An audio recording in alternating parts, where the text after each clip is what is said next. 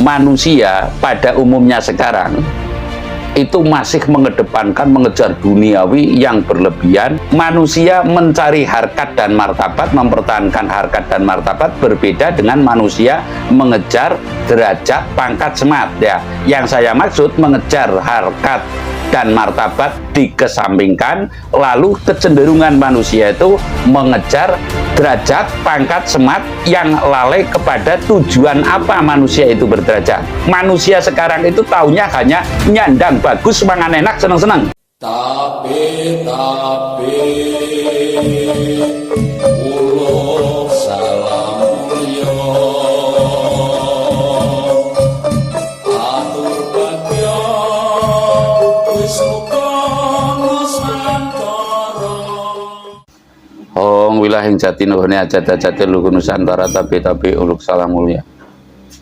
Fenomena alam beruntun tidak di luar negeri, tidak itu di dalam negeri. Kalau saya mengatakan bencana terlalu kasar kelihatannya dalam bahasa rasa, tentunya kita mesti bisa menggunakan mana bahasa yang kelihatannya tidak menakutkan, dan lalu mana bahasa yang sekiranya perlu menakutkan dalam rangka memberikan briefing atau peringatan kepada kita-kita semua. Tentunya kalau dalam bahasa yang kasar atau menakutkan itu diperlukan manakala orang telah melampaui batas. Bahasa kasar itu memang perlu untuk shock terapi, ibaratnya untuk menyehatkan kembali jiwa manusia manakala diperlukan. Jadi kelihatannya lebih tepatnya fenomena alam sekarang makin menjadi, dan lalu saya akan mengkritisi kondisi bahwa manusia kebanyakan itu masih mengejar kepada arah duniawi yang berlebihan. Sekali lagi, manusia pada umumnya sekarang itu masih mengedepankan mengejar duniawi yang berlebihan. Menurut saya, menurut yang lain monggo tidak berlebihan juga nggak masalah. Masih merencanakan kemewahan dunia, masih merencanakan derajat pangkat yang berlebihan yang tidak sesuai dengan komitmen dalam mencari derajat. Yang saya maksud bahwa manusia mencari harkat dan martabat, mempertahankan harkat dan martabat, berbeda dengan manusia mengejar derajat, pangkat, semat ya. Yang saya maksud mengejar harkat dan martabat dikesampingkan, lalu kecenderungan manusia itu mengejar derajat, pangkat, semat yang lalai kepada tujuan apa manusia itu berderajat ya. Tujuan apa manusia itu bersemat? Bersemat itu ya berharta. Tujuannya apa manusia itu berpangkat? Rata-rata tidak mengindahkan tujuannya dalam berpangkat. Sekali lagi, tidak mengindahkan tujuannya dalam berpangkat.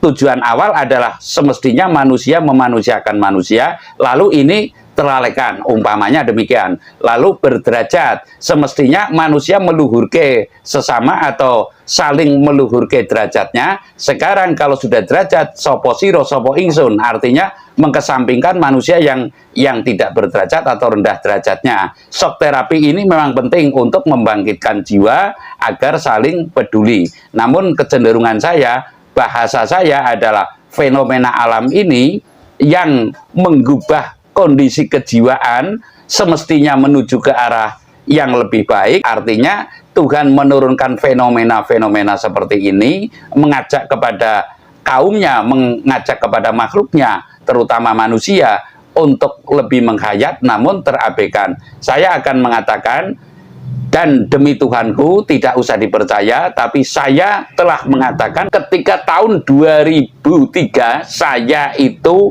madepokan di Gua Pakuwaja di atas sungai di tepi laut selama 7 tahun. Dan saya kedatangan ketika itu, boleh di cross check, sekarang salah satu di antaranya masih hidup, Dr. Randes Dedi Supriyadi MSI kalau nggak keliru, dosen Unsur. Dan lalu saya dirawi juga atau didatangi oleh kepala seksi tertentu, Bapak Teguh Trianto. Intinya di situ bukan merdukun, namun saling mengisi diri, konsultasi. Bagaimana ke depan kira-kira taruhlah kita akan bisa berfungsi dalam hidup ini. Beliau menanyakan yang demikian, lalu saya menjawab bahwa kelihatannya perusahaan sedunia ini akan mengalami kebangkrutan, ya. Kelihatannya perusahaan sedunia ini akan mengalami kebangkrutan. Saya tidak diminta demi Tuhan, namun saya mengatakan demi Tuhan, dan salah satu di antaranya itu masih hidup. Bisa di-cross-check kalau saya pernah mengatakan perusahaan sedunia akan mengalami kebangkrutan. Mengapa? Tuhan menghendaki akan lebih mengangkat harkat dan martabat manusia dalam peran sesama. Artinya manusia itu orang diri ke marang dunyane, tidak diri ke marang pangkate, tidak diri ke marang derajate, namun bisa guyub rukun, gotong royong, taruhlah untuk membangun, kalau istilah Bung Karno itu the nation and character building. Namun semua ini telah terlalaikan. Lah, bagaimana caranya? Kok perusahaan akan bangkrut? Apakah tidak ada orang pintar? Kepintaran manusia tatkala tidur saja itu sudah hilang, ya. Sekali lagi, kepintaran manusia ketika manusia itu tidur saja itu sudah hilang. Apalagi manusia itu punya hukum yang tidak boleh ditampik dari Tuhan, yaitu lali. Lali itu ya lupa. Tentunya manusia karena keteledorannya, karena faktor alamnya, niscaya nanti perusahaan sedunia, saya tidak mendoakan, saya pernah mendapatkan sebuah petunjuk, gitu aja. Kalau nanti saya bercerita bisikan terlalu jauh, ya.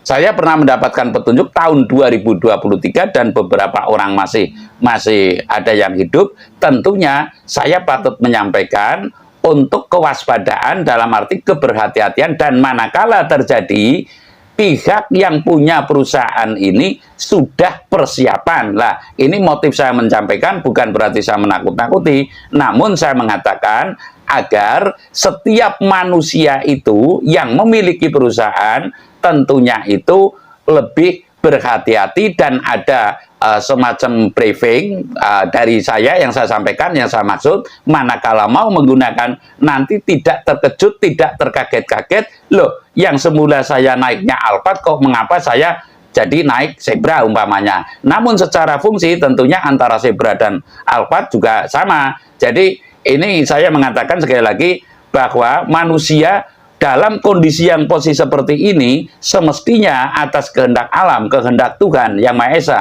manusia itu ingat terhadap purwo duksina ning urip. Purwo itu wiwitan, duksino itu taruhlah wekasan, urip yaitu purwo duksina ning urip, artinya pesan-pesan hidup dari alam yang melalui isyarat-isyarat dan ibarat-ibarat semestinya kita patut mencerna dan menjabarkan apa fungsi diri di atas bumi. Sekarang nyaris terabaikan sama sekali. Rata-rata manusia mengejarnya adalah, kalau kasarnya ngomong, manusia sekarang itu taunya hanya nyandang bagus, mangan enak, seneng-seneng. Manusia sekarang rata-rata tidak semua, tentunya kaum yang tertunjuk, yang terpilih masih ada. Namun rata-rata manusia sekarang taunya nyandang bagus, mangan enak, seneng-seneng, dumbyeng-dumbyeng, yang lain masa bodoh. Lah, ini semestinya kita bangkit secara sesama untuk mengingatkan sesama pula agar kita hidup bisa toto titik tentrem raharjo, jelas kiblatnya, kepada siapa kita akan mematuhi, kepada siapa kita akan mengikuti jejak-jejak hidup untuk melaksanakan pengabdian yang secara seksama, manakala kita tidak tahu jiwa kita, manakala kita tidak tahu diri kita. Tentunya kiblat pancernya adalah laku lajering sukmo, dan lalu semestinya pancernya ini adalah secara umum orang yang kewahyon. Namun karena saya yakin untuk detik ini manusia yang kewahyon sedang tidak ada. Untuk yang lain mengatakan ada, monggo saja. Namun untuk saat ini menurut hemat saya manusia yang kewahyon itu sedang tidak ada. Maka patutlah kita secara seksama pula